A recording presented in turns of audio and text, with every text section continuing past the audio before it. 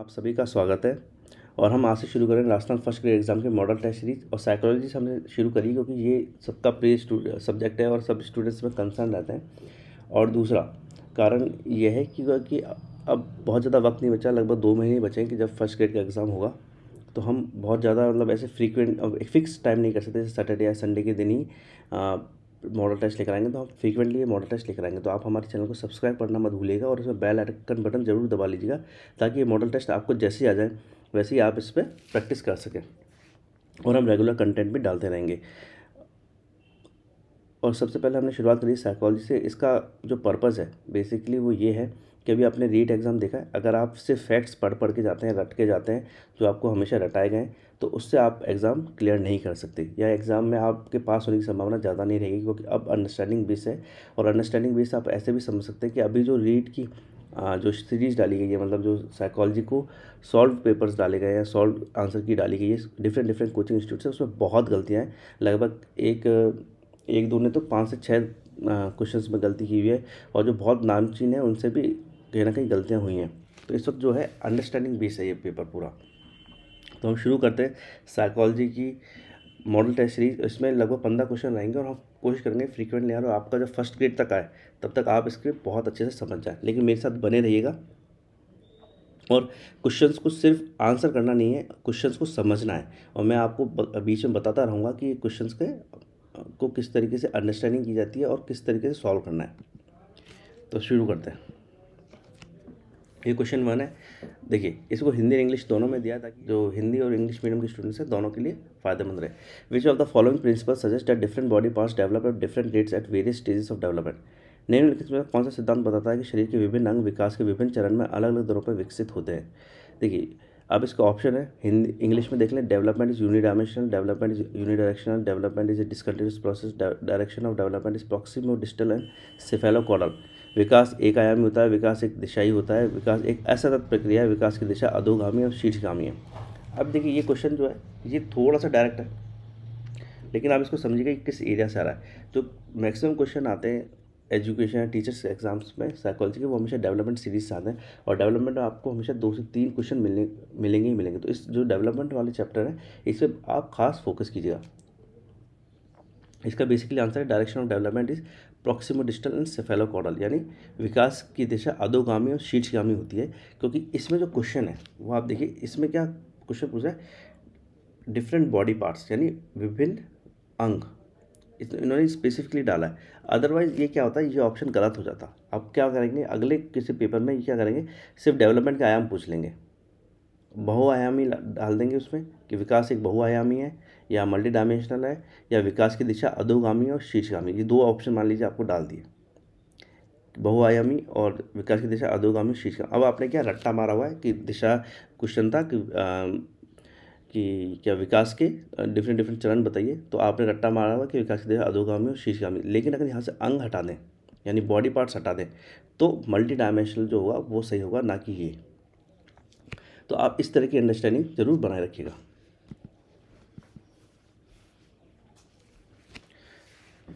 Question 2, which of the following statement is correct. मैंने इसमें जानबूझकर आंसर्स नहीं डालें ताकि आप प्रिपरेशन कर सकें। आपको ये बताना है कि इसमें से कौन सा आंसर हो, फिर आप उसको चेक करना है और समझना है कि क्यों है, ना कि उसको सिर्फ रट्टा मार लेना है। क्योंकि रट्टा मार के आप एग्ज़ाम क्लियर नहीं कर पाएंगे। आप ये लिख लीजिए, फर्स्ट ग्रेड का तो बिल्कुल नहीं क्लियर होगा। लेकिन आप अंडरस्टैंडिंग बेस में रहेंगे तो आपका 100% क्लियर हो जाएगा। मैंने आज तक जिसको भी पढ़ाया, जिसने भी मेरी बात मानी है, उसका एग्ज़ाम 100% ही क्लियर हुआ है। विच of the following statement is correct. Children's development takes place in socio-cultural context. Childhood is a period that can be divided into 10 distinct stages. Children's thinking is not influenced by social interaction. Children's development is solely determined by genetics. बच्चों का विकास सामाजिक सांस्कृतिक संदर्भ में होता है। बचपन एक अवधि है जिसे 10 अलग अलग चरणों में विभाजित किया जाता है या किया जा सकता है। बच्चों की सोच सामाजिक अंतःक्रियाओं से प्रभावित नहीं होती। बच्चों का विकास पूरी तरह से आनुवंशिकी द्वारा निर्धारित होता है। अब देखिए, आप इन ऑप्शंस को ध्यान दीजिए। ये first, children's development takes place socio culture conduct, या बच्चों का विकास सामाजिक सांस्कृतिक संदर्भ में होता है, बिल्कुल सही है, इसमें कोई गलती नहीं है। सेकंड, बचपन एक अवधि है जिसे 10 अलग अलग चरणों में विभाजित किया सकता है। देखिए, अब ये जो क्वेश्चन, ये ऑप्शन डाला है, ये सिर्फ आपको कंफ्यूज करने के लिए डाला है। क्योंकि आप देखेंगे कई थ्योरिस्ट ने 4 चरण बताए, किसी ने 5 बताए, कि 6 बताएं। तो ये तो आप थ्योरिस्ट की अपनी मर्जी की उसको कितने भी चरणों में डिवाइड कर ले या उसको विभाजित कर ले। इसलिए ये ऑप्शन जो सेकंड है वो कभी भी मैच नहीं करेगा। इस तरह की कभी भी स्टेजेस का आ जाए, भले पूरी ज़िंदगी का आ जाए, चाहे अडल्ट का आ जाए, चाहे अडोलसेंट का आ जाए, अगर स्पेसिफिकली थ्योरिस्ट का नाम नहीं है तो हम स्टेजेस को मानेंगे ही नहीं। क्योंकि क्या होता है कि थ्योरी दी हुई है, प्रैक्टिकल नहीं है, इसलिए तो इसको थ्योरी बोला जाता है। क्वेश्चन था, children's thinking is not influenced by social interaction, या बच्चों की सोच सामाजिक अंतःक्रियाओं से प्रभावित नहीं होती। पूरी तरह गलत है, क्योंकि सोच सामाजिक अंतःक्रियाओं से प्रभावित होती है। अमेरिका में जो बच्चे पले बड़े हैं, यूरोप में जो बच्चे पले बड़े हैं, और इंडिया में जो बच्चे पले बड़े हैं, उनकी सोच में काफ़ी अंतर होता है। क्योंकि हम जैसे फैमिली के लिए बहुत ज़्यादा कंसर्न रहते हैं, फैमिली को बहुत ज़्यादा क्लोज रहते हैं। यूरोप वगैरह में या वेस्टर्न सिविलाइजेशन में ऐसा नहीं होता। बच्चों का विकास पूरी तरह से अनुवांशिक के द्वारा निर्धारित होता है, ये पूरी तरह से गलत है। तो इसका जो सही आंसर फर्स्ट है कि बच्चों का विकास सामाजिक सांस्कृतिक संदर्भ में होता है। अब आप देख लीजिए कि आपके 2 क्वेश्चन में से कितने सही हुए हैं, और उसका जो तरीका है, मतलब ऐसा तो नहीं लप्पा मार के सही हुए हैं, या आपने सच में उसको क्वेश्चन को समझा और उसके हिसाब से आंसर दिया। क्वेश्चन को समझना बहुत ज़रूरी है। The process of pre determine unfolding of genetic disposition is called. अनुवांशिक विन्यास के पूर्व निर्धारित रूप से प्रकट होने की प्रक्रिया कहलाती है। पहला अडेप्टेशन, लर्निंग, तीसरा सोशलाइजेशन, चौथा मैचुरेशन। पहला जो हिंदी में अनुकूलन, सीखना, सामाजिकरण, परिपक्वता। देखिए प्री डिटरमाइन, इसमें क्या है, प्री डिटरमाइन या पूर्व निर्धारित। पूर्व निर्धारित किस में होता है, जेनेटिक्स में, जेनेटिकली। और जो बच्चे का डेवलपमेंट है, जो एनवायरनमेंट है, वो कभी पूर्व निर्धारित नहीं हो सकता। तो इसका जो सबसे सही आंसर है मैचुरेशन 4। अब नेक्स्ट क्वेश्चन देख लेते हैं। Question 4, dash is a primary and dash is a secondary agent of socialization. यानी डैश सामाजिकरण का प्राथमिक और डैश सामाजिकरण का द्वितीयक कारक है। ऑप्शन है देख लेते हैं, हिंदी में देख लेते हैं। एक परिवार, दूसरा विद्यालय, सेकंड मीडिया, तीसरा परिवार, तीसरा है ऑप्शन विद्यालय और मीडिया, चौथा है मीडिया या पास पड़ोस। देखिए ये डायरेक्ट क्वेश्चन है, इसको आपको कई बार कन्फ्यूज़न के लिए आ जाता है कि कई बार कन्फ्यूज़न में ऐसा होता है कि बच्चे सोचते हैं कि स्कूल या विद्यालय जो है वो प्राइमरी मेथड ऑफ सोशलाइजेशन है, यानी वो प्राइमरी है सोशलाइजेशन में। ऐसा नहीं है, प्राथमिक तौर पर जो है वो परिवार ही है। दोनों में से ऑप्शन में अगर हम मानेंगे तो प्राइमरी हर कीमत परिवार ही मानेंगे, और फैमिली के साथ सिर्फ एक ही ऑप्शन यहाँ मैच करता है, पहला वाला फैमिली एंड स्कूल, यानी परिवार विद्यालय। तो इसका जो आंसर है या ऑप्शन है वो है वो ऑप्शन 1। इसका सही आंसर है ऑप्शन 1। अब ये मुझे आप बताइएगा कि ये किसने दिया था। ये एक थिंकर थे या साइकोलॉजिस्ट आप मान सकते हैं, उन्होंने एक कंसेप्ट दिया था अपना बनाते वक्त। उन्होंने 4 स्टेजेस बताई थी, मैं आपको नाम नहीं बताऊंगा। तो आप बताइए कि किसने ये कंसेप्ट दिया था। Question 5, according to Lawrence Kohlberg what is the primary basis for 7 to 8 years old children's moral decision. Lawrence Kohlberg के अनुसार 7 से 8 वर्ष के बच्चों के नैतिक निर्णय के लेने का आधार क्या है। अब लॉरेंस कॉलबर्ग की आप थ्योरी जानती हैं, उसमें 3 स्टेजेस है, उन 3 स्टेज को 2 अलग अलग भागों में विभाजित किया हुआ है। तो 7 से 8 वर्ष, 9 वर्ष तक की जो स्टेज है वो सबसे पहली स्टेज है, जिसमें बात होती है पनिशमेंट एंड ओबीडियंस की। तो ऑप्शन देखते हैं, social order maintenance, social contract maintenance, ये सोशल ऑर्डर या सामाजिक व्यवस्था बनाए रखना। ये जो है ऑप्शन फर्स्ट। या मुझे ये चूँकि हम सिर्फ क्वेश्चन सॉल्व नहीं कर रहे बल्कि हम ये भी देख रहे हैं कि आपकी प्रिपरेशन कैसी है, तो आप मुझे ये भी कमेंट सेक्शन में बताइएगा कि सोशल ऑर्डर मेंटेनेंस यानी सामाजिक व्यवस्था बनाए रखना ये कौन सी स्टेज में है। क्योंकि हो सकता है अगली बार क्वेश्चन घूम कर आ जाए, कुछ और आ जाए। क्योंकि नॉलेज जो या आप करें सब्जेक्ट मटेरियल, देखिए किसी भी विषय में सब्जेक्ट मटेरियल एक लिमिटेड सब्जेक्ट होता है, तो उसी को घुमाया जाता है। अब चूँकि इतने क्वेश्चन पेपर्स पढ़ने लगे हैं, इतने ज़्यादा पढ़ाई जाने लगे कि और कोई चारा बचता नहीं है। आप ये मान लीजिए 80% सिलेबस जो साइकोलॉजी का होता है किसी भी क्वेश्चन पेपर में, वो हमेशा घूम फिर के ही आता है। तो क्वेश्चन 1 सामाजिक व्यवस्था बनाए रखना, ये आप मुझे बताइए कौन सी स्टेज में आता है। ऑप्शन 2 सामाजिक अनुबंध बनाए रखना, ये कौन सी स्टेज का है। तीसरा पनिशमेंट एंड ओबीडियंस, ये कौन सी स्टेज का है। एंड चौथा यूनिवर्सल एथिकल प्रिंसिपल यानी सार्वभौमिक नैतिक सिद्धांत, ये किस स्टेज में है। आप बाकी की 3 भी बताइएगा कि कौन सी स्टेज की कौन सा पॉइंट है, फर्स्ट है कि सेकंड है। उसमें 3 स्टेज है, pre convention, convention, post convention. तो इसका आंसर जो है 9 वर्ष तक जो है वो सजा और आज्ञाकारिता ही एक तरीका है जिसमें एक्चुअली बच्चे कोई सही है या गलत है वो इस बात पे डिसाइड करते हैं कि उनको सज़ा मिल रही है, सामने वाले को नहीं मिली। अगर सामने वाले को सज़ा मिल रही है तो गलत है, और भले ही उसने वैसे सही काम किया हो। और जब आप बड़े हो जाते हैं तो आप समझ सकते हैं कि ऐसा ज़रूरी नहीं कि किसी को सज़ा मिली है तो उसने गलत काम ही किया था। हो सकता है कि उसने मानवीय तौर पर सही काम किया हो, लीगल के तौर पर उसने गलत किया हो। क्वेश्चन 6, सीरिएशन इन जीन पियाजे थ्योरी रेफर्स टू, यानी हिंदी में जीन पियाजे के सिद्धांत में क्रमबद्धता किस संदर्भ में प्रयुक्त होता है। देखिए क्रमबद्धता अगर देखी जाए तो जीन पियाजे की जो थ्योरी है बहुत ही अच्छी थ्योरी है। लीव विगोत्स्की, जीन पियाजे, इन्होंने जो कॉन्सेप्ट दिया है वो बहुत ज़्यादा अंडरस्टैंडिंग या आप कह सकते हैं बच्चों के व्यवहार को समझने में बहुत मदद करता है। जीन पियाजे ने जो था जो अपनी थ्योरी दी थी वो अपने बच्चों पे ही दी थी। खास बात ये भी है कि जीन पियाजे ने अपने बच्चों को ही एक तरह से सब्जेक्ट मैटर बनाया और उन्हीं पर रिसर्च करता रहा। तो इसका ऑप्शन देख लेते हैं। पहला है इंग्लिश में देख लेते हैं, the ability to order objects based on one dimension, for example length, the ability to take the perspective of others, third a narrative form of thinking as used in story telling, the ability to spatially map places like one's school. वस्तु को एक आयाम के आधार पर क्रमबद्ध करने की क्षमता, उदाहरण के लिए लंबाई। दूसरा, दूसरों को नजरिया लेने की क्षमता, ये बच्चों में होती है क्या? आप मुझे ये बताइए दूसरों को नजरिया लेने की क्षमता होती है क्या बच्चों में? तीसरा, चिंतन का वर्णनात्मक रूप जैसा कहानी कथन में होता है। चौथा, स्थानों जैसे अपने विद्यालय का स्थानिक ये मानचित्रण है, ये थोड़ा सा हिंदी हो गया, मानचित्रण है करने की क्षमता। देखिए सीरिएशन जो है या क्रमबद्धता जिसे हम कहें, वो उसका जो सही आंसर है वो वस्तुओं के एक आयाम के आधार पर क्रमबद्ध करने की क्षमता, उदाहरण के लिए लंबाई। इसी को सीरिएशन या क्रमबद्धता बोलते हैं। तो इसका क्वेश्चन 6 का जो आंसर है 1 है।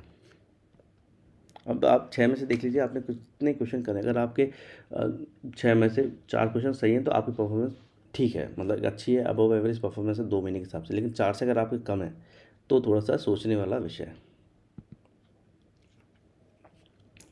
क्वेश्चन 7, नसीमा एक 5 साल की बच्ची है और उसको लगता है कि मिट्टी के गोले को दबाकर सांप की तरह लंबा करने से अधिक मिट्टी बनती। अब देखिए यहाँ पर क्या करा है, इसको इंग्लिश में देख लें। Nasima 5 year old is certain that rolling out a ball of clay into a snake creates more clay. अब ये जो सांप आया ना, इसमें सांप या स्नेक जो है, आप ये सिर्फ कन्फ्यूज़ करने के लिए है, क्योंकि अभी आप ऑप्शन देखेंगे तो आप कन्फ्यूज़ होंगे इमीडिएटली। अकॉर्डिंग टू जीन पियाजे what is the reasoning behind her thinking. Jean पियाजे के अनुसार उसकी सोच के पीछे क्या कारण है ना। First animistic thinking, second सेंट्रेशन, 3 hypothetic deductive reasoning, 4 transitive influence. पहला जीववाद, सेकंड केंद्रीयता, 3 परिकल्पित निगमनात्मक तर्क और संक्रमण परिणाम निकालना। देखिए मैं इस क्वेश्चन में आपको एक चीज़ बताता हूँ। आपने अभी रीट का दिया हुआ पेपर, और नहीं दिया तो आपने किसी रिश्तेदार ने जरूर दिया होगा। तो आप उसमें साइकोलॉजी का एक क्वेश्चन है कि बच्चे कैसे सीखते हैं, उसमें एक ऑप्शन दिया हुआ है तर्क से।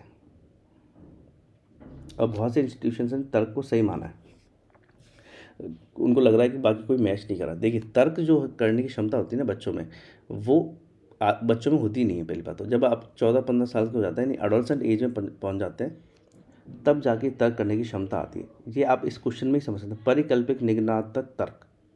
और अल्टीमेटली क्या हुआ है, बहुत सी जगह उसको तर्क को सही माना गया है, मतलब बहुत से इंस्टीट्यूशन ने उसको तर्क को सही माना है, जबकि बच्चे कभी भी तर्क नहीं करते। आप कभी किसी बच्चे से देख लीजिए, बच्चा जिद करता है, जिद करेगा, रोएगा, अड़ेगा, तर्क कभी नहीं करता बच्चा।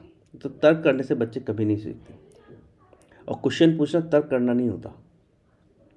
जैसे बच्चे ने पूछा ये नीला क्यों होता है, ये तर्क नहीं है, वो कभी तर्क नहीं देते। तर्क तो ये होगा कि अच्छा लाइट से नीला हो रहा है तो लाइट से काला क्यों नहीं होता, तो ये होता है तर्क। हाँ, इसमें सिर्फ सांप आया है वो बेसिकली देखिए इसमें ऑप्शन है जीववाद। मैं आपको ये भी बता रहा था, जीववाद एनिमिस्टिक थिंकिंग। एनिमिस्टिक थिंकिंग बच्चों में होती है, लेकिन यहाँ जो क्वेश्चन पूछा है वो सांप से अलग है। सांप की जगह अगर वो सिर्फ लंबा लिख देते तब भी क्वेश्चन सेम ही रहता। तो इसका जो आंसर सेंट्रेशन और केंद्रीयता, जो ऑप्शन 2 है, इसका सही आंसर है। इसमें होता क्या है कि बच्चे सिर्फ एक ही चीज़ पे फोकस कर सकते हैं, बाकी चीज़ों पे फोकस नहीं करते।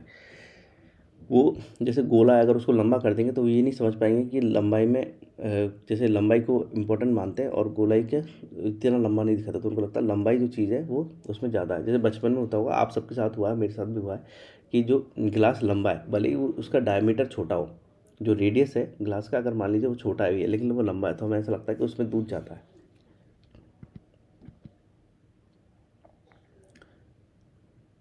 Question 7, Lev Vygotsky offered a theory of cognitive development along the principle of. Lev Vygotsky ने संज्ञानात्मक विकास का सिद्धांत डैश पर आधारित है। Social constructive first, second behaviour, third option है साइकोएनालिसिस, फोर्थ यूनिवर्सलिज्म। पहला सामाजिक संरचना, दूसरा व्यवहारवाद, तीसरा मनोविश्लेषण, चौथा सार्वभौमिकता। अब आपको इसमें क्या करना है, इसका आंसर तो आपको देना ही देना है। आपको ये भी बताना है बिहेवियरिज्म, साइकोएनालिसिस, यूनिवर्सलिज्म किन्होंने दिए थे। अगर आप ये 3 चीज़ें बता देंगे तो ये समझिए आपकी प्रिपरेशन बहुत अच्छी चल रही है। और अगर आपको अभी याद नहीं है तो कोई बात नहीं, हमारे पास 2 महीने अपनी प्रिपरेशन को अच्छा करने के लिए ही ये 2 महीने हमारे पास। तो इसका सही आंसर सोशल कंस्ट्रक्टिव पहला। लीव विगोस्की से पहले पियाजे ने जब थ्योरी दी थी उसने कहा था कि बच्चों को एनवायरनमेंट से फ़र्क नहीं पड़ता कि माता पिता क्या कर रहे हैं क्या नहीं कर रहे, उनकी कोई ज़रूरत नहीं है, बच्चे खुद ही सीख जाते हैं। लीव विगोस्की ने कहा ऐसा नहीं है, बच्चे कुछ हद तक तो खुद सीख सकते हैं लेकिन उसके ऊपर जाके नहीं। तो उसको JPD जो उन्होंने प्रॉक्सिमल डिस्टेंस उसके थ्योरी दी थी, जिसके बाद बच्चों को ज़रूरत पड़ती है कुछ सीखने की। और ये सही भी है। जैसे मान लीजिए अगर आप मैथ्स का कंसेप्ट है, अगर आप जैसे रेशनल नंबर्स है, अभी हमने वीडियो डाला हुआ रेशनल नंबर से, आप उसको देख सकते हैं और भी वीडियो आएंगे। अब रेशनल नंबर से आप खुद ही खोजने जाए कि रेशनल किसको करते हैं तो आपको 10 साल लगेंगे, लेकिन किसी ने बता दिया तो वो आपको 5 मिनट में या 10 मिनट के अंदर ही वो नॉलेज मिल गई, तो टाइम बचा। तो इसलिए सोशल जो है कंस्ट्रक्टिव बहुत इंपॉर्टेंट है। सोसाइटी हमें जो देती है उसके ऊपर बेस बनाना बहुत ईजी है। जैसे आइंस्टीन ने कहा था कि आर्किमिडीज ने इतनी खोज न की होती तो मैं ज़िंदगी में खोजा है या मैंने जो बनाया है वो मैं कभी नहीं बना पाता, क्योंकि आर्किमिडीज ने जो लगभग 800,000 साल पहले जो खोज कर ली थी उसी के बेस को बनाते हुए आइंस्टीन ने बहुत ज़्यादा डेवलपमेंट किया। नेक्स्ट क्वेश्चन, इसमें लगता है मुझे ऑप्शन डालते हुए गलत कर दिया। ये 8th क्वेश्चन है, ये लीव विगोस्की वाला जो क्वेश्चन है वो 8th क्वेश्चन है, इसको लिख लीजिएगा। ये 9th, which of the following is the term use by Lev Vygotsky to describe child act of speaking to herself. ये ली विगोस्की ने बच्चे के स्वयं से संवाद करने की क्रिया के लिए किस शब्द का प्रयोग किया। ये बहुत पूछा जाता सवाल है, बहुत ज़्यादा पूछा जाने वाला सवाल है। इसका आंसर है फर्स्ट प्राइवेट स्पीच, यानी निजी संवाद। स्के फोल्डिंग, ये बताइए कंसेप्ट किसने दिया था। मैंने अभी आपको समझा थोड़ी देर पहले। ईगो सेंट्रिज्म कंसेप्ट किसने दिया था, और टॉक अलाउड, ये तीनों कंसेप्ट किसने दिए थे। इसमें से कम स्के फोल्डिंग, ईगो सेंट्रिज्म तो आपको बताना ही बताना है, और एज ग्रुप भी बताना है।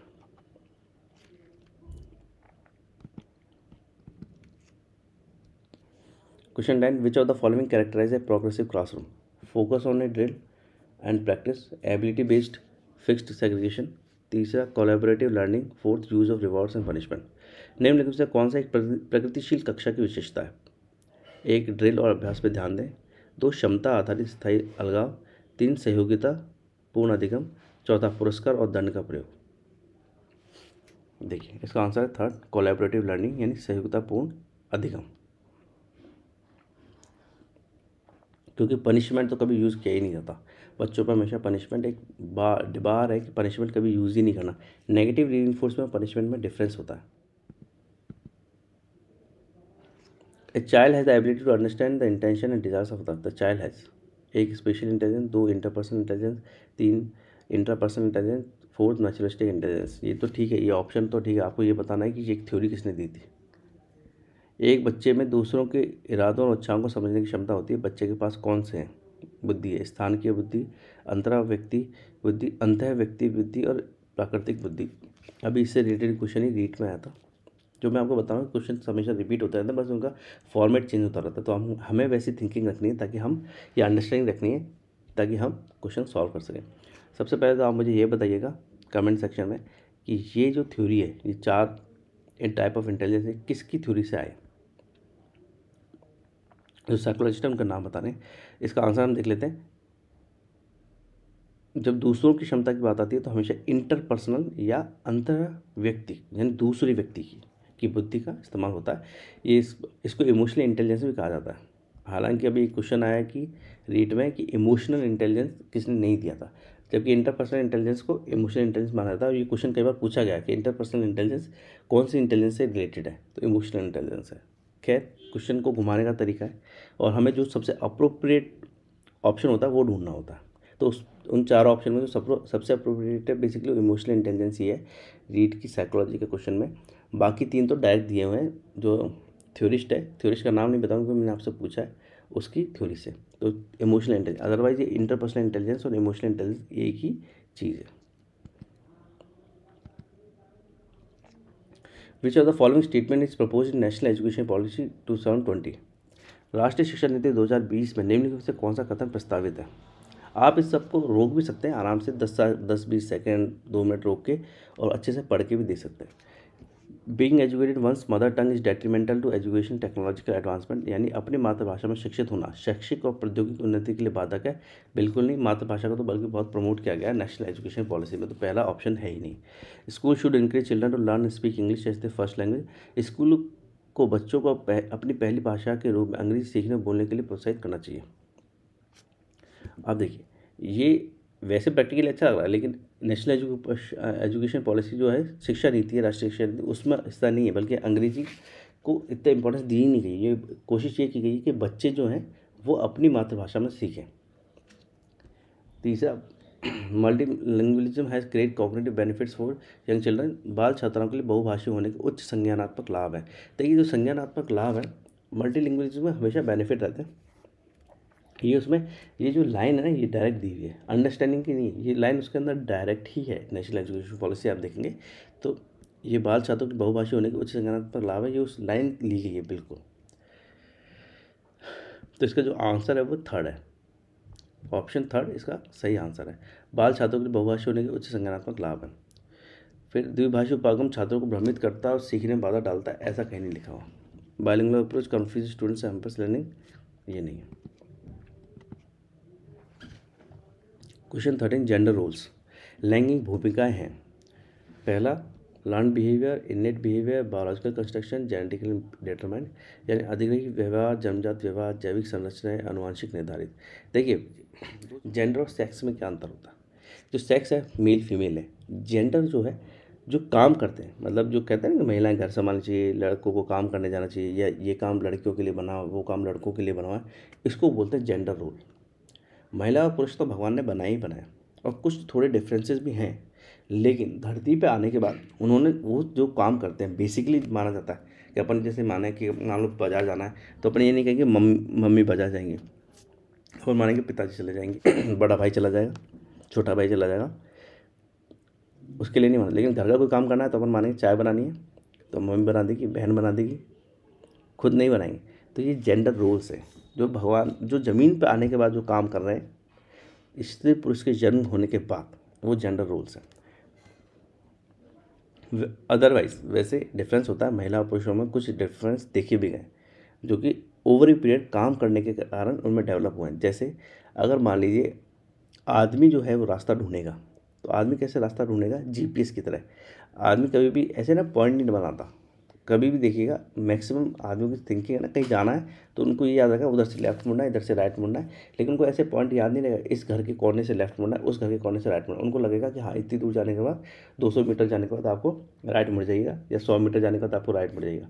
आदमी रास्ता भी ऐसे ही बताता है, याद नहीं करती। जो महिलाएं हैं वो इस तरीके से याद नहीं करती, वो लोकेशन उनको याद रहती है। उनको याद है कि उस पेड़ पर जाने के बाद लेफ्ट मुड़ना है, कि उस पेड़ से जाने के बाद राइट मुड़ना है, उस गली के कोने पर कौन सा चिन्ह लगा हुआ है कि उससे आप उस जगह को पहचानेंगे। इसका एक कारण है, इसका कारण बेसिकली हमारे एवोल्यूशन में जब मतलब जैसे जैसे डेवलपमेंट हुआ तो महिला क्या घर के लिए सब्जी वगैरह ढूंढने जाती थी, या सब्जी की जगह उनको याद रहनी चाहिए, तो उनको हमेशा लोकेशन याद रहती थी। जो आदमी था वो हंटिंग में जाता था शिकार पे। अब शिकार का पीछा कर रहे हैं तो आप ये याद नहीं कर सकते कि शिकार उस किस पेड़ के कोने से या उस पत्थर के कोने से मुड़ा लेफ्ट। आपको बस ये याद रखेगा शिकार मुड़ के आपको भी मुड़ना है। अब लेकिन शिकार के पीछे 4-4, 5-5 किलोमीटर, 10-10 किलोमीटर तक जाना पड़ता था, या उससे भी ज़्यादा, तो लौट के कैसे आएगा आदमी? तो जो हमारी एवोल्यूशन है, यानी जो इंसान का जो काम करते करते करते करते हमारे ब्रेन ने ऐसा डेवलपमेंट किया कि आदमी को बस ये समझ में आ जाता है कि इतनी दूर चलने के बाद उसको लेफ्ट मुड़ना है कि राइट मुड़ना है, उसको लोकेशन कभी याद नहीं रहती।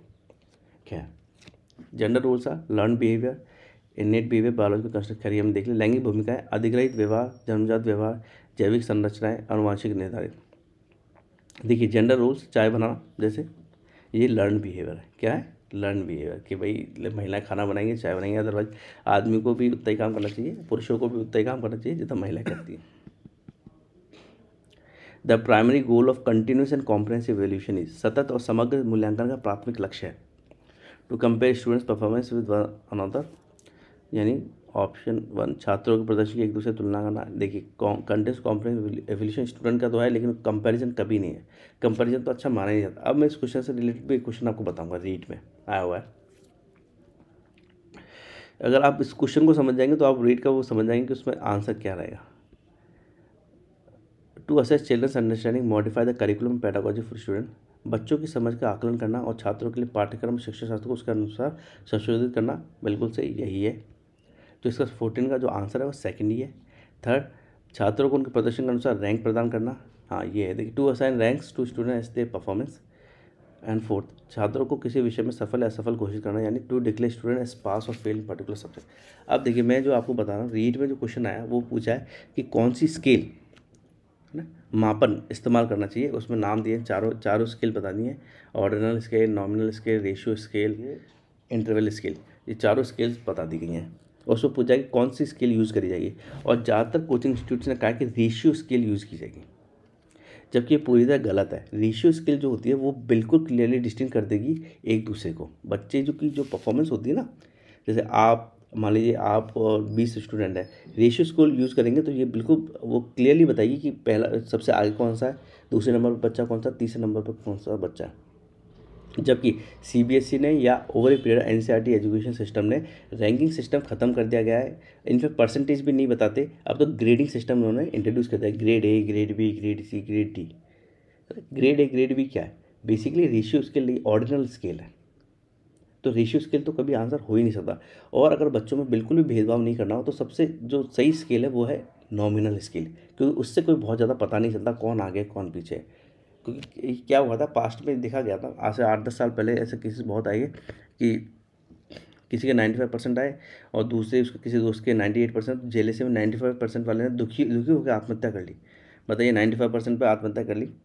जबकि आपको ये समझना चाहिए कि स्कूल के मार्क्स सिर्फ आपकी एजुकेशन बताते हैं, उसके आगे की मेहनत आपकी ज़िंदगी संवारती है। और मतलब अनगिनत अपॉर्चुनिटीज़ हैं, ये भी सही है कि परेशानियाँ भी हैं दुनिया में, लेकिन अनगिनत अपॉर्चुनिटीज़ हैं अगर आप बहुत मेहनती हैं तो। अगर आप मेहनत कर सकते हैं किसी भी वक्त में तो आप अपनी ज़िंदगी को हमेशा सुधार लेंगे। ऐसा कभी नहीं होगा आपकी ज़िंदगी खराब रहेगी। क्वेश्चन 14 का आंसर सेकेंड, बच्चों की समझ का आकलन और छात्रों के पाठ्यक्रम शिक्षा शास्त्र को उसके अनुसार संशोधित करना। ये हमारा आखिरी क्वेश्चन है आज के टेस्ट के लिए। और मैं जैसा मैंने आपको बताया कि हमारे जो चैनल है उसको सब्सक्राइब कीजिएगा, जो बेल आइकन बटन है वो ज़रूर दबा लीजिएगा, ताकि जो क्वेश्चंस अपडेट हम कर रहे हैं, क्योंकि 2 महीने में आप बहुत फ्रीक्वेंटली आएंगे, ऐसा नहीं हुआ कि उसका फिक्स पीरियड नहीं है, तो वो आपको टाइम से मिल जाए और आप उसको सॉल्व कर सकें। Before deciding assessment method for her class what all should the teacher keep in mind, अपनी कक्षा के लिए आकलन का तरीका तय करने से पहले शिक्षक को किन बातों का ध्यान रखना चाहिए। First, who is going to use the results beside me. Second, what is the best way to find out learning curves of individual student. Third, which method would help me to reflect on my pedagogy? Which method would help to label and segregate student? मेरे अलावा इन परिणामों का उपयोग कौन करेगा? विशिष्ट छात्रों का अधिगम वक्र का पता लगाने का सबसे अच्छा तरीका क्या है? कौन सा तरीका अध्यापिका के स्वयं के शिक्षा शास्त्र पर चिंतन में मदद करेगा? कौन सी विधि छात्रों को उच्चतम अंक पाने में मदद करेगी?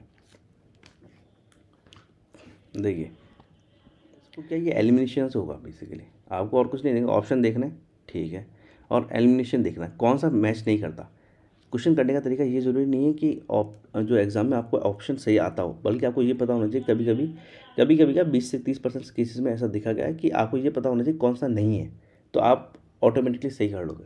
तो इसमें जब आप 4 देखेंगे कि which method would help to label segregate student, यानी कौन सी विधि छात्रों को उच्चतम अंक पाने में मदद करेगी। ये कभी भी एजुकेशन सिस्टम का या असेसमेंट का कोई भी तरीका नहीं है। अच्छा अंक देना नहीं, बल्कि समझ विकसित करना। जो एजुकेशन सिस्टम में जो पर्पज है वो अंक देना नहीं है, बल्कि समझ विकसित करना है। तो 4th नहीं है इसमें। और 4th आप देख लीजिए सेकंड में, थर्ड में, तो ये दोनों तो है ही नहीं। अब बचा first, second, third. Fourth option first and second.